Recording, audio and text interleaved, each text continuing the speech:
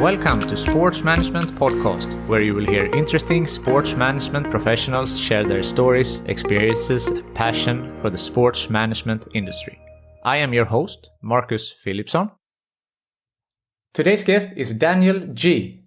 He's a lawyer in the sports and football industry for over a decade. In his career, he has been involved in high-profile Premier League club takeovers, multi-million-pound transfers, and player contract negotiations. Daniel is also the author of the book Done Deal, and he hosts his own podcast with the same name. In this episode, you will learn about Messi and Ronaldo's recent transfers, what part the agent plays, what peculiar clauses Daniel has seen in contracts over the years, and much more.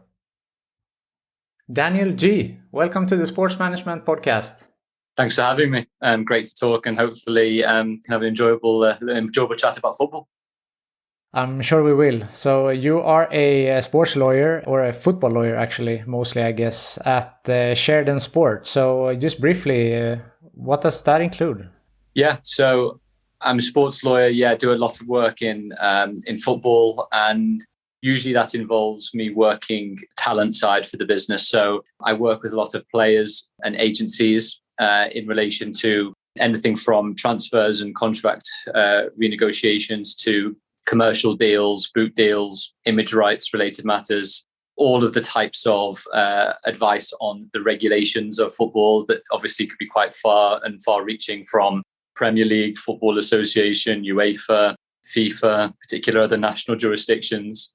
I also deal with quite a lot of disputes in relation to maybe the club has a disciplinary issue against a player, or maybe an agent is suing another agent, or maybe a player has an issue with a newspaper, for example. And then I also tend to work with a number of high net worth individuals and people generally that have stakes in different sports franchises or clubs, including football clubs, and help them either buying or selling clubs or making the right types of investment, and then all of the legal and regulation advice that comes with it. That's very interesting. And you have written about most of these topics in your book, Done Deal. I got it right here, actually. Super. I really think the book is great. And I want to tell the listeners that you do not need to have a law degree to understand the book. You are explaining all the topics very well. And I think that if you have an interest for football, you should definitely buy this book. So I was thinking that we can use your book as kind of a backbone for this interview today, if that's okay. Fantastic. No, I'm glad you enjoyed it. And in a way, that was the reason for writing the book. It was not to try and be a lawyer's guide. It was to be someone that's worked in the industry for quite a while and try and actually make a lot of issues clearer, so that, people who don't work in the industry day to day, but still have a really big interest and passion for the industry can really dig into the detail and dispel some myths about particular things as well. Yeah, so let's jump right in. One of the most talked about topics is transfers. So when talking about transfers, you hear these humongous sums of money. If we just break it down, can you explain the transfer fee, contract negotiation, and the other elements involved? Of course. And there's, lots of different elements to this, as I sort of set out in the book, as you said. I think the important thing to note, at least on transfer fees, for example, is obviously is to do with the fee that the buying club will pay a selling club for allowing the registration to terminate and for a new employment contract to be entered into. But I think, as you said, these are really large sums, 50 million, 100 million, 150 million that was reported for Kane, even though that didn't happen. The 200 million euros that was reported to be bid for Mbappe from Madrid over the last few weeks as well. The truth is that these very big sums as transfer fees usually do not get paid upfront in one sum. Almost always it's spread like an installment basis, in truth, over the length of the contract. It tends to be. But again, depending on the negotiation positions of the parties and who has more leverage, who has more strength, then sometimes, a selling club might demand more upfront, so maybe 50% of the amount or 60% of the amount, with the other amounts according to particular performance related elements too. And that's just one part of the bigger transfer pie, because then obviously the buying club has to negotiate, usually via a player's agent, the player's employment contract, how much they're going to get paid, what bonuses are going to be incorporated. And there usually can be significant types of bonuses. Release clauses about what happens if a player does well and a new club wants to transfer that player out. Is there a set amount which then the club will automatically allow the player to move on? There might be sell-on fees from the buying club back to the original selling club. And then also, just by way of usually the third large document is the agreement between the buying club and the player's agent as to what the commission rates should be. Because, one of the elements that still is a little bit confused by some people is that, everybody thinks that an agent actually is paid by their clients, the player. So the player pays his or her agent. But in almost all cases of transfers that I'm involved with, the buying club pays the agent on the player's behalf, usually on the player's behalf, and sometimes for other services too. So that sort of adds to the complexity of how a transfer can come around, can be finalized and hopefully put across the line. For sure. So if a contract expires, then they become a free agent. Then the transfer fee disappears, right? Correct. And then, in the past, especially, what the buying club would consider is that they can make a more attractive proposition, financial proposition and package to the player, because if they don't have to pay a transfer fee, which will sometimes run into the tens of millions of pounds, they can offer that money or part of that money by way of incentive for the player to sign for them on a free transfer. That might be very large signing on fees. It might be in terms of bonuses like loyalty bonuses spread out over a contract. And it may also be very large weekly sums or other types of bonuses allocated. Usually, it can be a combination of all of those things. But as years have gone on, one of the issues that some clubs have seen, so for example, Juventus in Italy had quite a strong proposition for trying to sign up free transfer players. The downside of signing up free transfer players sometimes is their weekly wages are extremely large, so that if then that club wants to move on such players, not using Juventus, but other clubs as well as necessary, a lot of players won't be willing to reduce their wages by a significant amount if they still have a long-term contract left with the club. So yes, you're right in that if you go on a free transfer, there's no transfer fee to be paid. And that can obviously be very attractive to the agent and the player in terms of large salaries. But clubs also have to be wary that if they pay their players very big sums and don't see a long-term future possibly for those players, it can sometimes be difficult to transfer those individuals out at a later time. Yeah, and you mentioned bonuses as well. I guess there are performance-based bonuses that if there is a striker, that if they make X amount of goals, but what other type of bonuses could there be in contracts? Yeah, it's a great point, because historically, the types of bonuses that you would see relate to goal bonuses, assist bonuses, win bonuses, appearance bonuses. And usually you can group them in two categories. One is an individual bonus, i.e. a bonus that the player earns regardless of the rest of the team, perhaps. And then there are collective team bonuses that everybody wins so long as they contribute. And what has been happening, I would say, is a trend probably in the last 5 or 6 years, especially as a great book by Serrano, who is Ferran Serrano, who is the Manchester City. I think he's chief executive of the City Group, I think, in total. When he was at Barcelona, he advocated a 2/3, 1/3 split, which was 2/3 guaranteed salary and 1/3 performance-based. But usually that 1/3 performance-based was collective performances. So if the team won and the player appeared in the game, then they would receive significant performance bonuses. But if the team didn't win, regardless of how many goals that player scored or the amount of assists that the player had made or the clean sheets that the player, defender or goalkeeper had, because they were more individual bonuses, sometimes they individual and collective bonuses align, but sometimes they don't as well. So we're seeing more of an alignment towards collective bonuses, team bonuses, rather than those individual, how many goals have you scored and you'll get extra amounts of money. Of course, with the bonus and the salaries, we are talking about a lot of money. One aspect to consider, though, is tax, which might differ between countries or even between states. So how big part does tax play in the transfer and contract process? Yeah, it can do. There are certain countries, for example, where the agents and the players will ask for an amount net of taxes, so they understand the actual amount after tax has been effectively removed or deducted from their salary.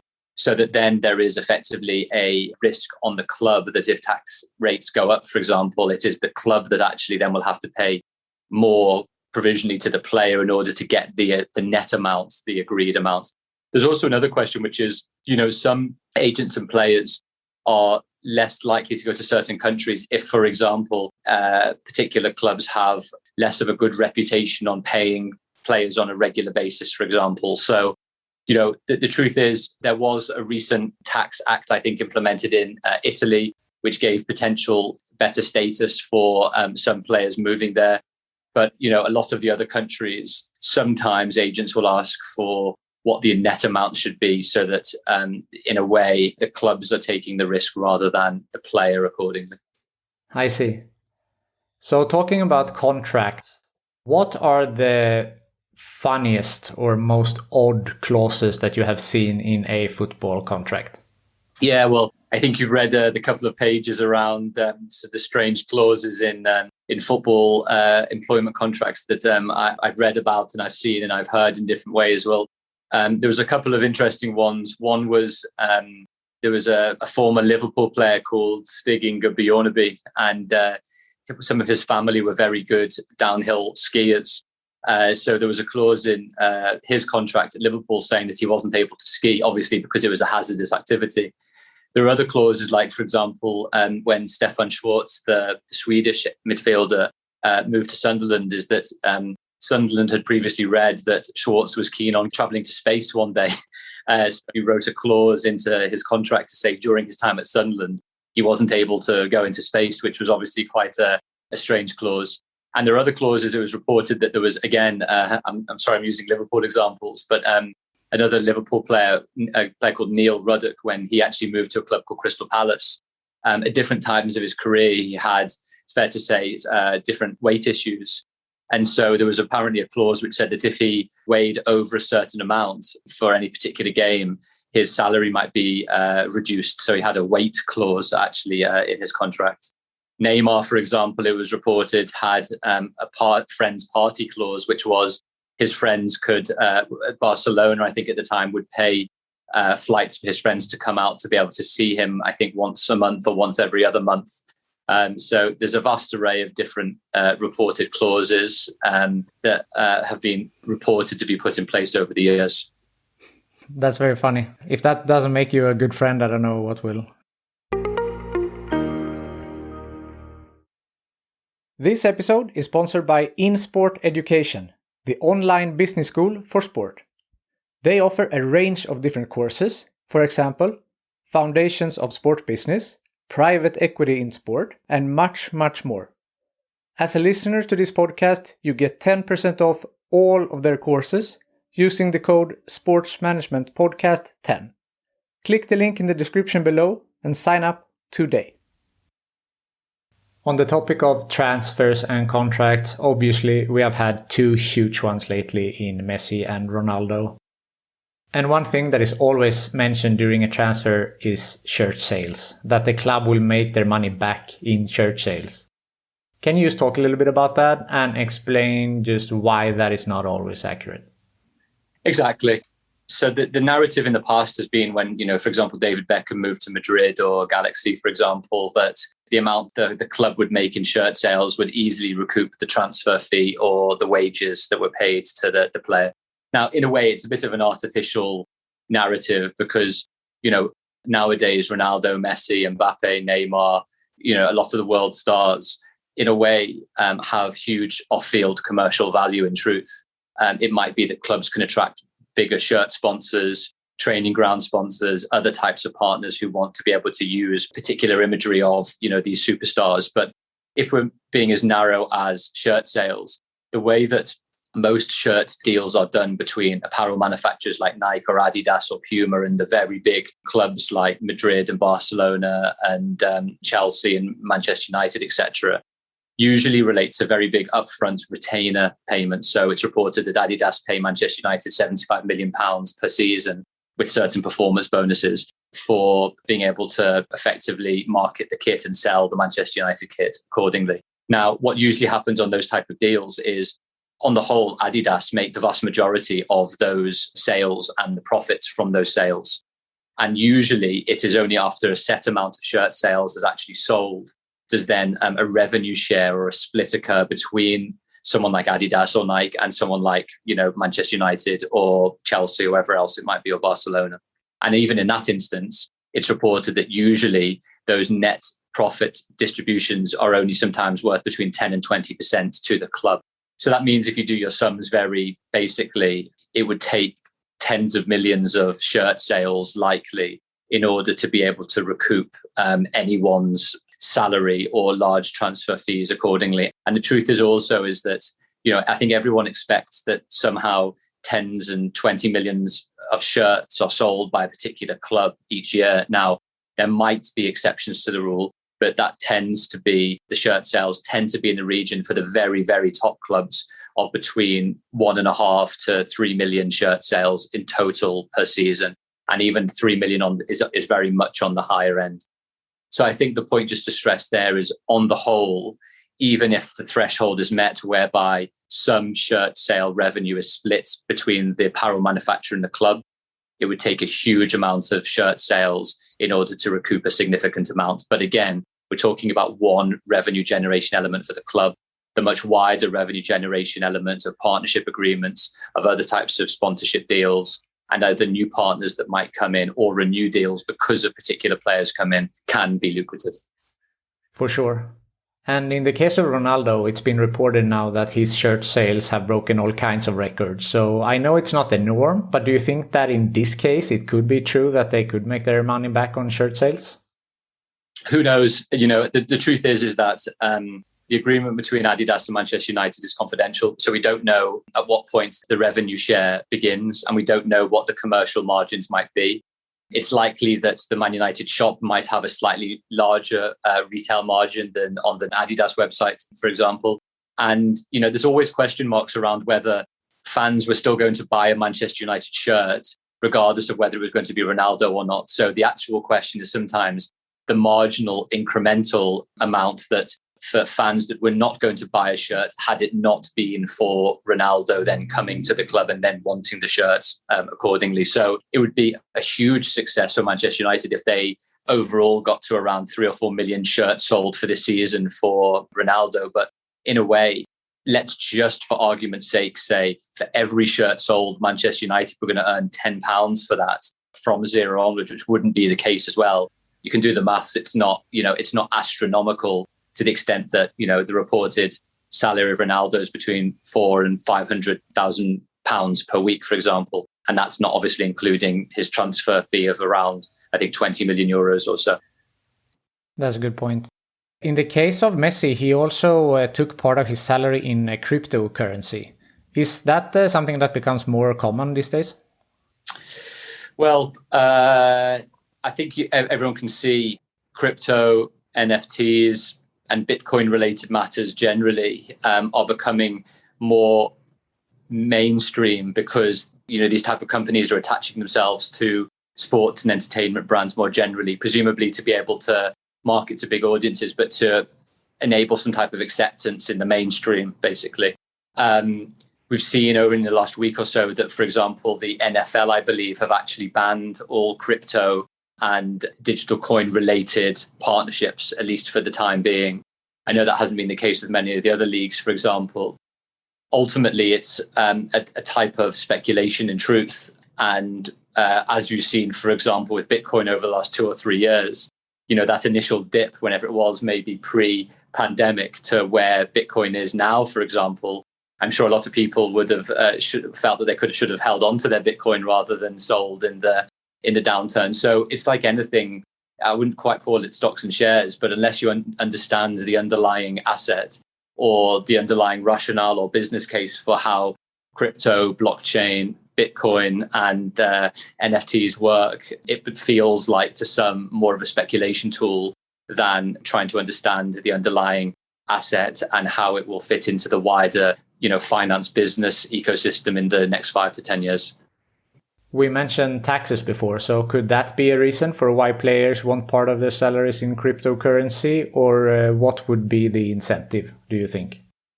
I can't really comment on the tax side, not really as a tax lawyer, unfortunately, but sometimes it can be part of a partnership and publicity elements to things. It might be that a particular partner issuing these particular types of currencies, and therefore it is of potentially less opportunity cost for them rather than paying in pounds or euros or dollars, for example. But yeah, the truth is I'm not sure of all of the rationale on that, I'm afraid. I understand. We have talked about the players and the contracts. If we move on to the teams and the clubs, of course, they are the one paying this huge sums of money to the players. So first of all, where do most of the teams' revenues come from? Yep.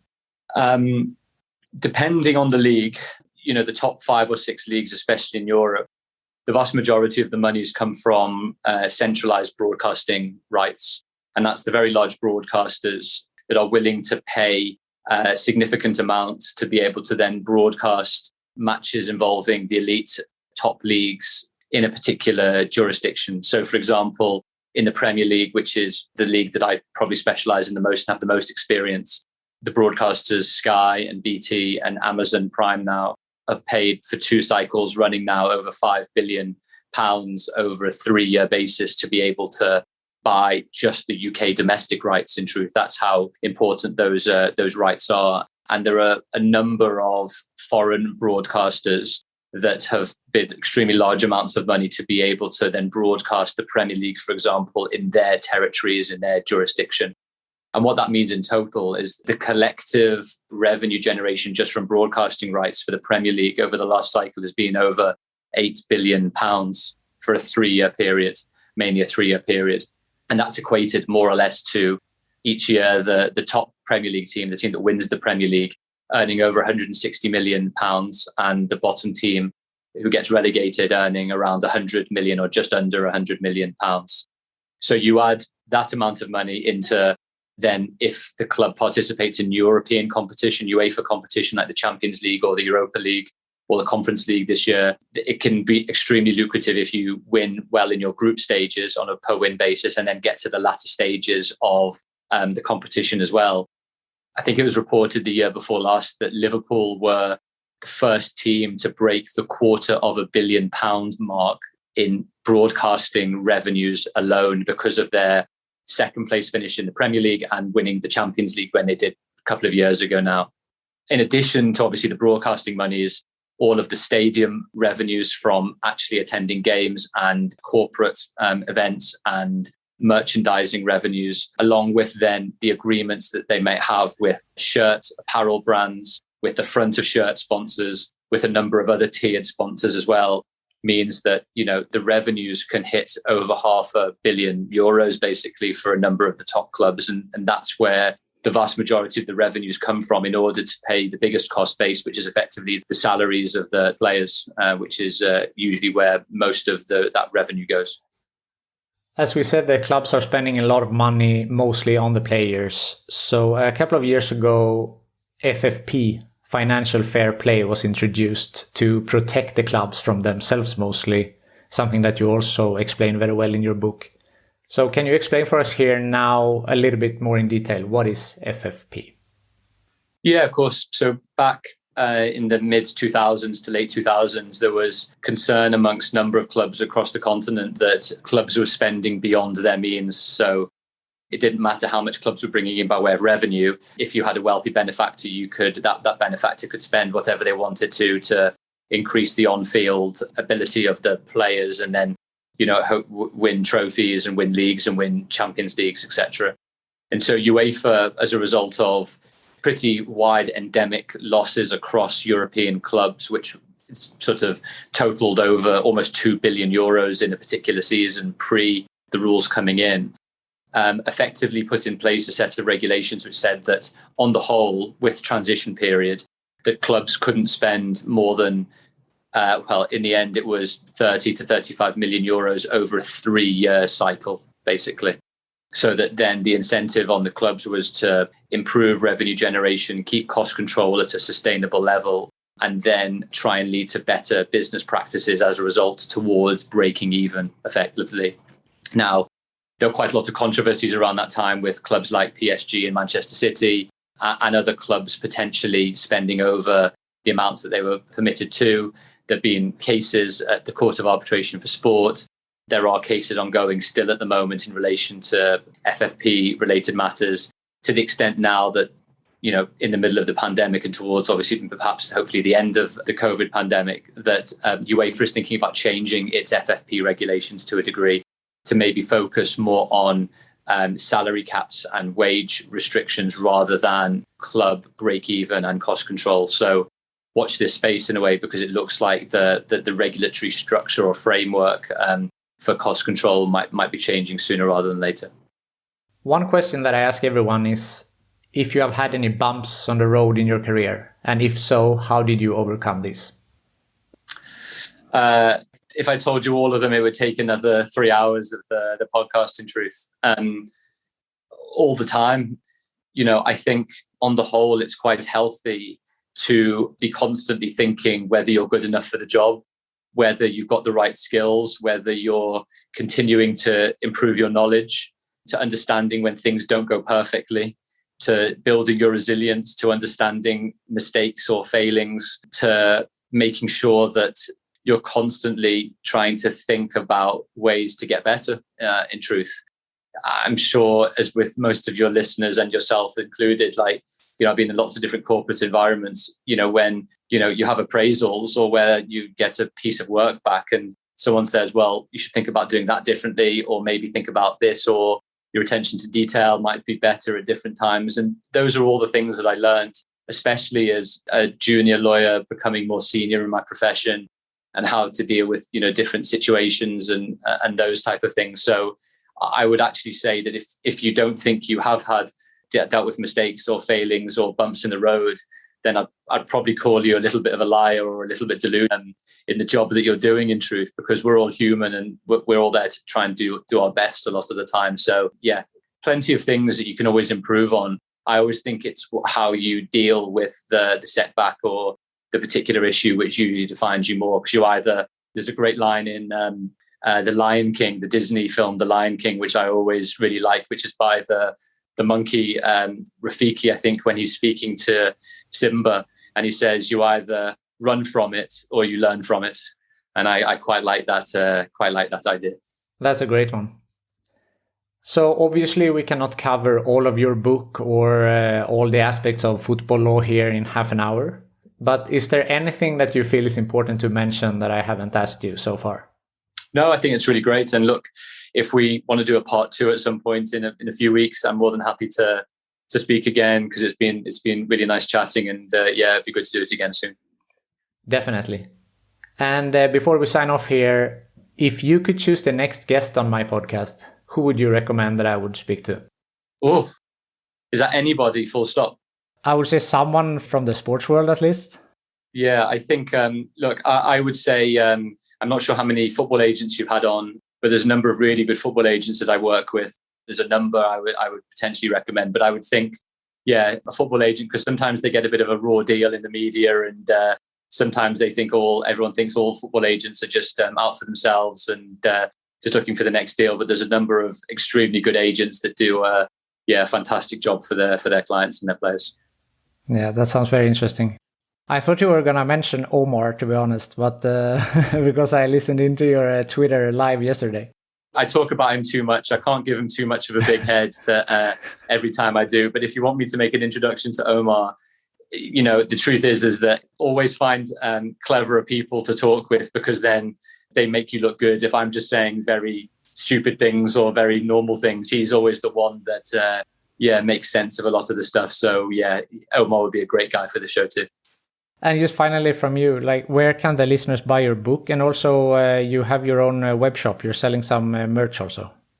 Yes, great. So you can buy Done Deal on Amazon or any usual bookstores, and on my website, which is danielgeey.com. And also I have a charity website called 13shop13shop.co.uk. That's where I have just a fashion brand side hustle, basically, where for my mum's cancer oncologist doctor, we raised funds for his groundbreaking research into breast and ovarian cancer. And so I started a brand called 13, which is a lucky number for some and an unlucky number for others.